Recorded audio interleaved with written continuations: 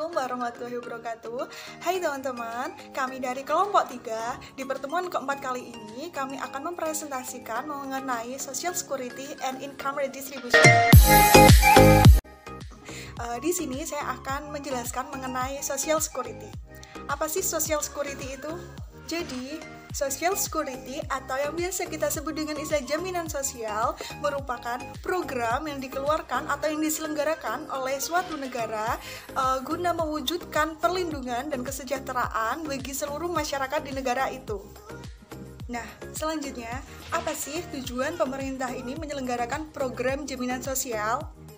Jadi, tujuan pemerintah menyelenggarakan program jaminan sosial ini yaitu guna menciptakan pemerataan kesejahteraan masyarakat untuk mewujudkan keadilan bagi seluruh masyarakat. Apakah jaminan sosial ini selalu diberikan dalam bentuk uang? Jawabannya tidak. Jadi, tidak semua jaminan sosial ini diberikan dalam bentuk uang, melainkan bisa juga dalam bentuk barang, pelayanan sosial atau pelayanan kesehatan atau mungkin pelayanan pendidikan dan juga lain sebagainya. Dan secara teori makro, jaminan sosial ini merupakan TP atau transfer payment.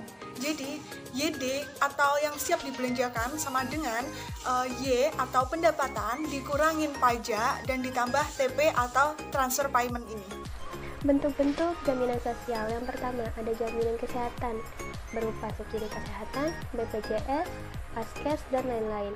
Yang kedua, ada jaminan pendidikan seperti subsidi pendidikan, bidik misi, beasiswa dari pemerintah, dan lain-lain. Ada jaminan penurunan kemiskinan seperti adanya BLT, bantuan langsung tunai, adanya raskin, dan lain-lain. Yang keempat, ada jaminan ketenagakerjaan, ada jam sostek, dan juga ada asuransi tenaga kerja, dan lain-lain. Lalu ada jaminan hari tua seperti jaminan pensiun. Di Indonesia, jaminan sosial ini sebagai wujud dari sila kedua kemanusiaan yang adil dan beradab, dan sila kelima keadilan sosial bagi seluruh rakyat Indonesia. Oleh karena itu, jaminan sosial wajib ada di setiap negara, terutama negara Indonesia. Karena untuk negara berkembang, jaminan sosial sebagai kunci sukses untuk meningkatkan kesejahteraan dan pendapatan masyarakat. Karena mereka memiliki keterbatasan kemampuan finansial sehingga membutuhkan bantuan dan perlindungan oleh negara. Perbedaan asuransi sosial dan asuransi swasta. Asuransi sosial merupakan asuransi yang memiliki kecenderungan berbayar lebih murah dan cenderung gratis untuk orang-orang yang tidak mampu. Namun pelayanannya masih kurang baik dan lebih banyak fraud dan moral hazard. Sedangkan asuransi swasta merupakan asuransi yang memiliki kecenderungan berbayar mahal, namun pelayanannya sangat baik dan layak. Sedikit freezer dan moral hazard. Apa itu struktur jaminan sosial? Komponen dasar struktur jaminan sosial atau disebut dengan pembiayaan pay as you go ketika dimulai pada tahun 1935 secara mirip dengan sistem pensiun swasta. Seiring waktu, dana tersebut akan mengurangi dana ketika pada saat pensiun pokok dan bunga yang masih harus dibayar adalah untuk membayar manfaat dari pensiun.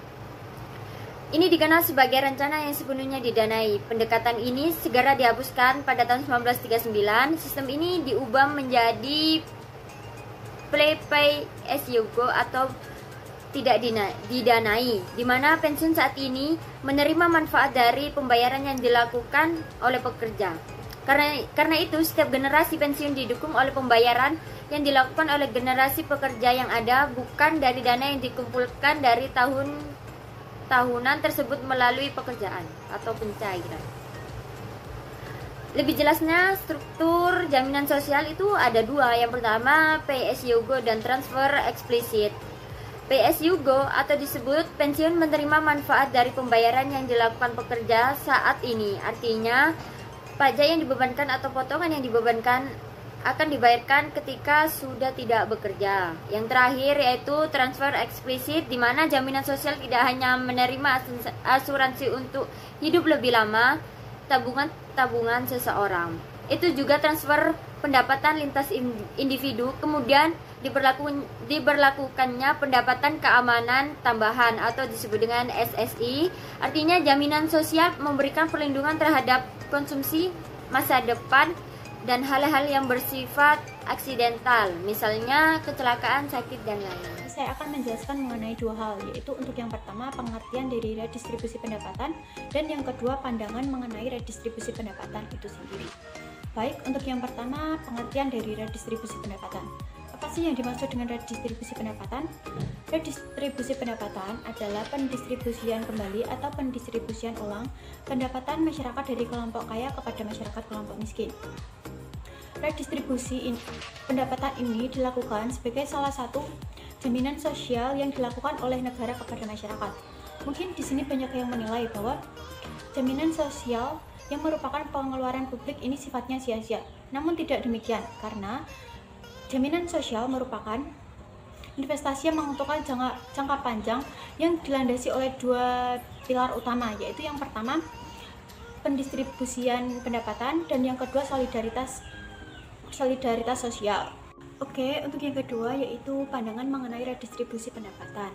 Di sini ada 4 pandangan, yaitu yang pertama simple utilitarianisme, yang kedua maximin criterion, yang ketiga Pareto efficient distribution, dan yang keempat non-individualistic views. Untuk yang pertama simple utilitarianisme.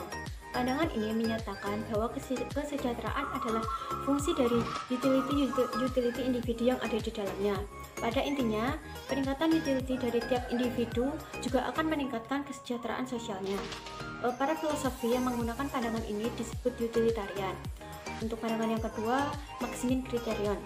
Pada intinya, kesejahteraan akan meningkat apabila utility terendah dari tiap individu mengalami peningkatan. Implikasi dari skema ini tetap terjadi disparitas antara kelompok si kaya dan kelompok si miskin. Untuk pandangan yang ketiga yaitu Pareto efficient distribution. Dari skema ini, maka redistribusi pendapatan akan meningkatkan utility individu tertentu tanpa menurunkan utility individu lain. Oleh karenanya, diperlukan pihak ketiga untuk mengintervensi sehingga dapat terjadi Pareto efficient. Untuk pandangan yang keempat yaitu non-individualistic views. Pandangan ini menyatakan bahwa masyarakat yang baik adalah masyarakat yang mempunyai distribusi bahwa si paling kaya memiliki pendapatan maksimal 4 kali dari si paling miskin. Bentuk redistribusi pendapatan. Bentuk redistribusi pendapatan dibedakan menjadi 2. Yang pertama adalah redistribusi vertikal dan yang kedua redistribusi horizontal. Di sini saya akan menjelaskan yang pertama terlebih dahulu. Apa sih redistribusi vertikal? Redistribusi vertikal yaitu transfer uang dari orang kaya kepada orang miskin. Di sini maksudnya yaitu dukungan sosial dari masyarakat yang kuat kepada masyarakat yang lemah secara ekonomi. Dan yang kedua ada distribusi horizontal. Distribusi horizontal yaitu transfer uang antar kelompok. Di sini maksudnya yaitu dari kelompok satu ke kelompok yang lainnya. Distribusi horizontal juga dapat bersifat pribadi, yaitu dari satu siklus kehidupan seseorang kepada siklus yang lainnya. Menurut Specker, jaminan sosial hakikatnya adalah dukungan finansial kehidupan seseorang, yaitu kepada seseorang yang sakit manakala dibayar ketika mereka masih sehat, dan kepada seseorang pensiun manakala dibayar ketika mereka sedang bekerja. Transfer tunai. Bentuk transfer ini adalah metode pemerataan dengan instrumen uang atau pendapatan yang diterima. Macam-macam transfer tunai ini antara lain yang pertama yaitu negative income tax. Negative income tax adalah sebuah kebijakan pemerintah yang berakibat bisa pembayaran transfer yang diterima oleh masyarakat seimbang dengan tingkat kemiskinan masyarakat tersebut. Dengan kata lain, semakin miskin masyarakat, maka akan semakin besar pembayaran transfer yang diterima. Program ini tidak dilaksanakan di Indonesia. Dampak-dampak dari program ini antara lain meningkatkan kemalasan masyarakat untuk bekerja karena pendapatan penghasilan yang memadai meskipun tanpa bekerja.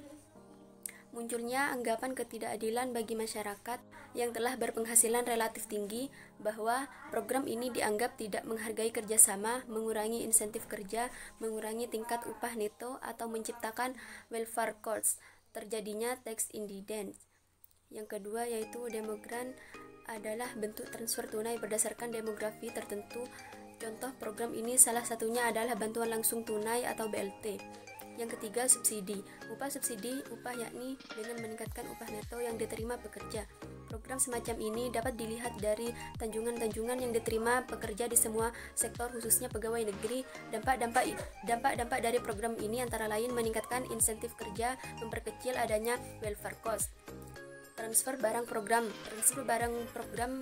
in nature adalah program transfer dengan wujud yang ditransfer adalah barang fisik, bukan uang. Kelemahan dari program ini yaitu penerima transfer tidak bebas dalam membelanjakan transfer, sementara kelebihan yaitu meningkatkan konsumsi atas barang yang ditransfer sehingga terjadi external benefits produsen atas barang yang ditransfer. Hal ini juga menambah jumlah pajak yang disetor kepada negara atas external benefits tersebut. Program kesempatan kerja adalah program distribusi pendapatan melalui penyediaan lapangan kerja. Salah satu contoh program ini yaitu Program Nasional Pemberdayaan Masyarakat atau PNPM. Namun di sisi lain, program ini akan mengurangi insentif kerja dan menyebabkan welfare cost yang besar sehingga tingkat upah neto akan berkurang dan penawaran tenaga kerja di sektor swasta akan berkurang. Selain itu, tax rate bagi produsen akan kian meningkat. Studi kasus. Thailand telah mencapai jaminan kesehatan universal sejak tahun 2002 melalui penerapan Universal Coverage Scheme UCS untuk 40 juta penduduk yang bukan pegawai sektor swasta maupun pegawai pemerintah. UCS yang bekerja baik harus mencapai tujuan keadilan kesehatan dalam hal penggunaan layanan kesehatan dan distribusi subsidi pemerintah untuk kesehatan. Dengan tujuan tersebut, makalah ini menilai besarnya dan tren anggaran kesehatan pemerintah yang menguntungkan orang miskin dibandingkan dengan anggota UCS yang kaya. Stop dulu. Hasil menunjukkan bahwa desain UCS yang baik dalam memberikan skema asuransi kesehatan kepada masyarakat menghasilkan ekuitas yang berpihak pada orang miskin yang diukur dengan manfaat analisis insiden, memberi pelayanan dekat dengan klien, dan dalam hal ini jaringan perawatan kesehatan yang bekerja di tingkat kabupaten memberikan praktek yang baik. Dan orang miskin di pedesaan benar-benar dapat menggunakan layanan saat dibutuhkan dan dengan tingkat pemanfaatan sangat baik, dengan paket manfaat yang komprehensif dan minimum atau nol pembayaran. Nah, setelah dijelaskan mengenai jaminan sosial dan juga redistribusi pendapatan, dapat disimpulkan bahwa adanya jaminan sosial dan juga redistribusi pendapatan ini merupakan pilihan untuk kesejahteraan dan juga penghidupan yang layak di masa yang akan datang. Di mana dengan menerapkan prinsip Pareto efisien, yaitu worse off atau lebih buruk di masa sekarang dan juga better off atau lebih baik di masa yang akan datang. Dengan ini, redistribusi ini dapat dikatakan sebagai investasi yang dapat kita nikmati di masa yang akan datang. Nah, hingga pada akhirnya jaminan sosial dari redistribusi ini mampu menolong keterpurukan ekonomi. Dengan ini pula diharapkan meningkatkan produktivitas sehingga output yang dihasilkan pun mampu menolong saat krisis ekonomi dan pada akhirnya mencapai keadilan sosial bagi seluruh rakyat Indonesia. Jadi jaminan sosial ini merupakan hak asasi yang bersifat atau berlaku secara universal untuk seluruh warga negara, di mana manfaat utama dari adanya jaminan sosial ini memberikan perlindungan atas ketidakmampuan masyarakat miskin dalam menghadapi masalah sosial. Jadi penyelenggaraan jaminan sosial ini merupakan kewajiban dan juga tanggung jawab dari sebuah negara untuk masyarakatnya dalam memberikan perlindungan sosial ekonomi.